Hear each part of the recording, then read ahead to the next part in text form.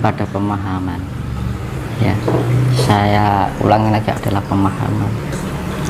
Negeri kita itu penuh dengan ilmu yang tidak dimiliki oleh negara lain. Dan sekarang itu menjadi sesuatu paham yang dianggap adalah musyrik. Mohon maaf kalau saya bilang begitu. Itu berkaitan dengan adalah penciptaan. Namun banyak orang yang mempersepsikan itu salah. Ya. Jenengan lihat situs yang ada di Candi Ceto.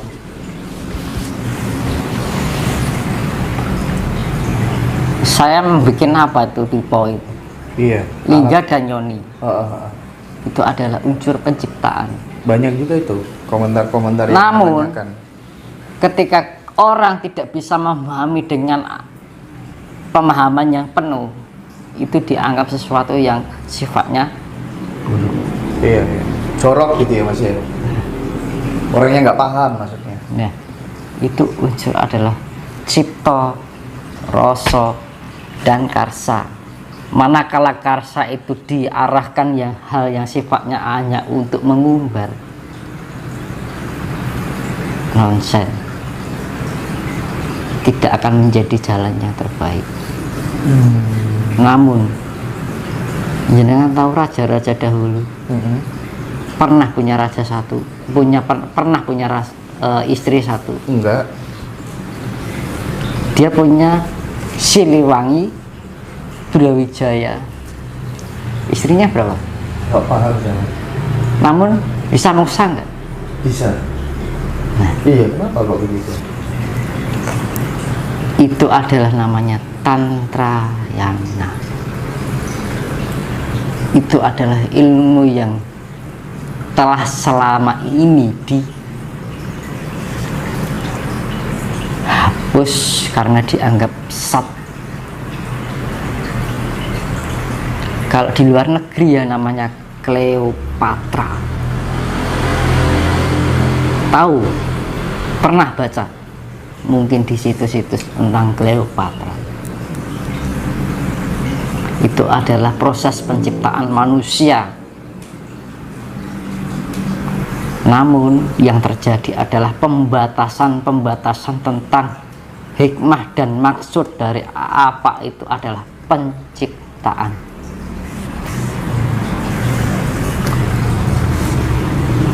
Lampu tidak akan bisa menyala jika tidak ada pertemuan antara plus dan minus. Bisa nggak? Arus plus dan minus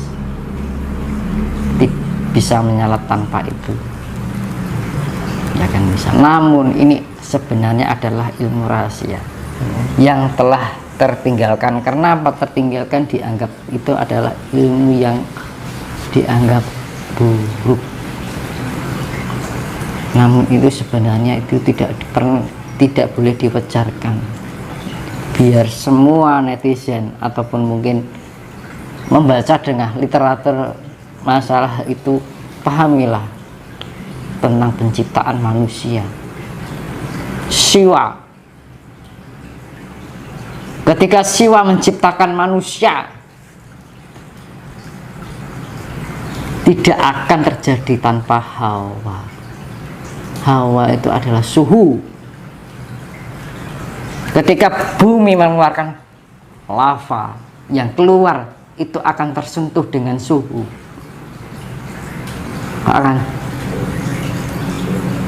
Dia akan melahirkan sifat yang ilmiahnya itu adalah pertama pelapukan, ya, terjadi penyuburan, terjadi pertumbuhan. Itu yang terjadi adalah, yang diceritakan adalah Hanoman. Hanoman tercipta dari Dewi Anjani yang tumbuh dari Dewa Siwa. Siwa adalah manifestasi dari lava atau magma yang tumbuh pertama ketika mengeluarkan lava di bumi, mengeluarkan lava yang terbentuknya gunung, mengeluarkan lava terkontaminasi dengan suhu, berjalan dengan berjuta-juta tahun, akhirnya terbentuknya lah manusia.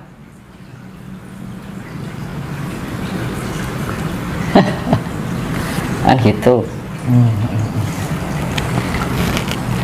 Itu sebenarnya gimana itu? Raja-raja bahkan founding fathers kita. Nah, ini saya jelaskan masalah itu dulu ya. Saya urutkan biar nanti paham. Nggak yang istrinya banyak tadi loh. Kenapa? Itu nanti proses penyempurnaan. Karena apa? Ada ilmu kanoman, kasepuan, dan kasampurnan. Kanoman itu istilahnya disilet ora apa-apa, mangan beling ora, kita mangan pecahan gelas nggak apa-apa, itu kanoragan. Nah, rawa rontek itu namanya kanoragan. Kalau kasepuan itu lebih kita memahami tentang arti kehidupan, kan gitu. Tapi kalau kasampurnan, kita lebih memahami tentang kesempurnaan hidup dari proses penciptaan, pemeliharaan hingga peleburan. Sangkan paraning dumadi. Dan ilmu sangkan paraning dumadi tidak bisa diwedhar secara umum. Hanya bisa orang yang bisa mampu memahami. Itu satu adalah kanoragan, kasepuan, dan kasampurnan. Nah itu, ini ilmu yang telah terhapuskan dari negeri ini di zaman sekarang, yang dianggap tidak semestinya. Yang kasampurnan ya. Makanya orang sekarang nggak bisa mencapai kesempurnaan. Yang ada adalah reinkarnasi, mencari kesempurnaan lagi, tumbuh DNA, menyatukan DNA lagi, sampai menemukan titik kesempurnaan yang sejati. Nah, namanya dibilang wahyu. Wahyu ada beberapa macam. Wahyu itu sebenarnya apa sih? Wahyu itu adalah penerimaan atas pemberian Tuhan yang masuk di dalam diri kita. Ada beberapa macam wahyu, sudah diterangkan, bisa dilihat di situs-situs mungkin loh ya, kalau ada. Wahyu purbo adalah wahyu ketentraman, kebahagiaan. Wahyu sejati adalah suatu sifat yang nyata, kebenaran tentang keilahian. Wahyu murti, bahwa segala sesuatunya itu adalah satu, yang terpisah-pisah namun akan kembali menjadi satu kembali, penyatuan.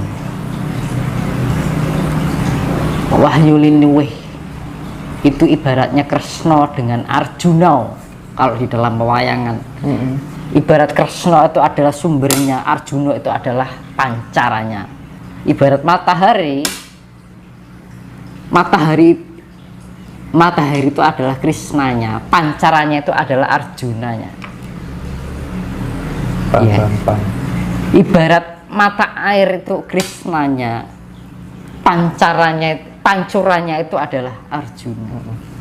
Makanya di dalam pewayangan Arjuna dengan Krishna itu selalu berdampingan. Nanti saya jelaskan masalah ini. Terus setelah wahyu linuwih, wahyu wisiso, waseso, itu adalah segala yang ada di dalam jagat raya ini ada yang menguasai, yaitu adalah Sang Hyang Jagat Langgeng. Tan kena kinaya ngapa sejatine ora ana apa ning sing ana dudu. Tidak bisa diapa-apakan.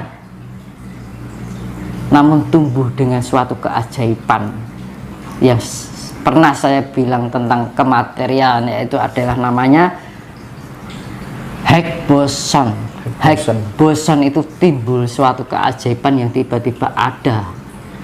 Mulai diarani di dalam Hono Coroko, ho no ho ki suwung ora ono, no ki ono, anane ono saka ora ono, adanya ada dari tidak ada. Coroko, saya ulas kembali ya, biar jelas. Coroko hono, anane ono saka ora ono. Coroko, cipta, rasa lan karso. Karso ini tuh ya, makanya Siwa, Brahma, Wisnu, Siwa, penciptaan, pemeliharaan, peleburan atau kesempurnaan. Di sini bisa menjadi dua, mau jadi lebur atau menjadi sempurna. Bener, jejeg, jujur, ini rasa dihapusi. Iki berlaku kita dengan sebuah kebenaran. Kebenaran itu bisa benar baik, bisa benar tidak.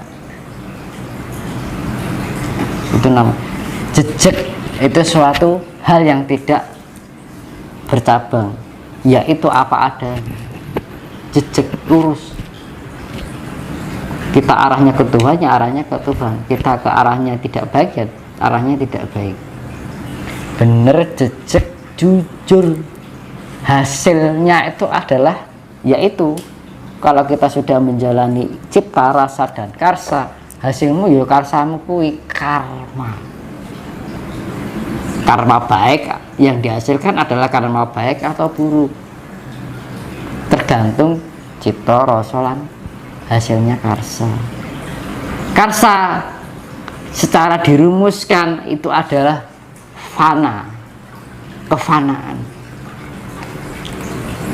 Kefanaan dirumuskan dalam istilah ego dan karsa akan menjadi suatu penderitaan.